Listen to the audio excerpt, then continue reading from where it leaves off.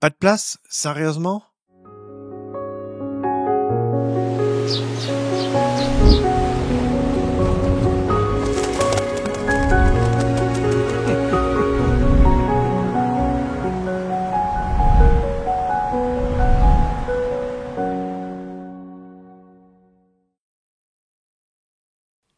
Il met au monde un fils, son premier enfant. Elle l'enveloppe dans une couverture et elle le couche dans une mangeoire.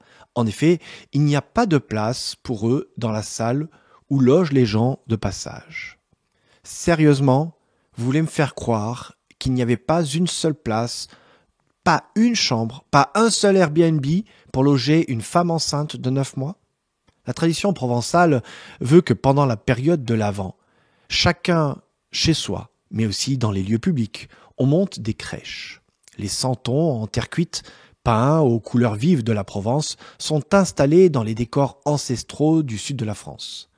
On peut voir ces crèches comme des réminiscences de culture païenne ou des petites statuettes représentaient la divinité.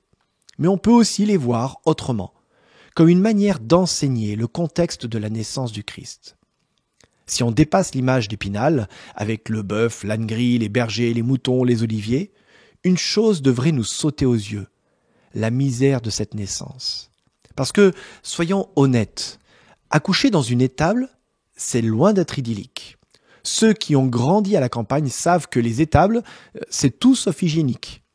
Et une mangeoire, clairement, ce n'est ni un endroit sûr, ni confortable. On est à 1000 lieues de nos maternités modernes. Ce cadre, qui peut sembler enchanteur pour certains, révèle en fait un drame puissant. Joseph et Marie sont seuls. Le texte nous dit que Joseph monte à Nazareth, la ville de ses ancêtres. On pourrait se dire que c'est sa place, là où il a grandi, là où il peut être encore avec sa famille, ses oncles, ses tantes, ses cousins et peut-être même ses amis d'enfance. Le mot place, justement, c'est celui qui me marque. En grec, le mot est topos, d'où notre topographie. Si on regarde bien, plusieurs lieux sont évoqués dans le texte. Le lieu d'origine de Joseph, le lieu de naissance, la crèche, et enfin le lieu qui n'est pas disponible, l'hôtellerie. Ces lieux dans ce contexte sont à contre-courant de la culture sémitique de l'époque, où l'accueil était sacré. Et même aujourd'hui, dans beaucoup de cultures, refuser d'accueillir un étranger est impensable. Mais ici, le texte va plus loin. Ce n'est pas seulement un étranger qu'on rejette, c'est l'un des leurs, Joseph. Dans une culture d'accueil, comment comprendre qu'on puisse refuser de loger une femme enceinte de 9 mois et un enfant du pays? Il n'y a qu'une explication possible. Tout le monde sait que Joseph n'est pas le père. C'est la honte. Elle n'est pas décrite explicitement, mais elle est là, entre les lignes. Les évangiles ne s'attardent pas là-dessus, mais il faut le dire clairement. Avant même sa naissance, Jésus est rejeté. Soyons francs, Jésus est considéré comme un bâtard. Oui, le mot est peut-être un peu violent, mais il reflète la violence de la situation. Personne, je dis bien personne, ne veut les accueillir, leur offrir un coin de table, une soupe chaude. Joseph et Marie sont seuls. Et c'est là que Dieu intervient.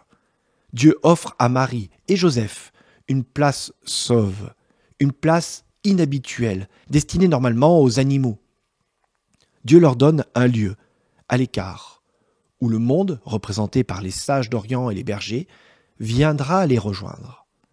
Dès le début, Dieu crée une place en dehors des lieux habituels, hors de la vie publique, pour que les plus pauvres, comme les bergers, mais aussi les plus riches, comme les mages, puissent venir adorer.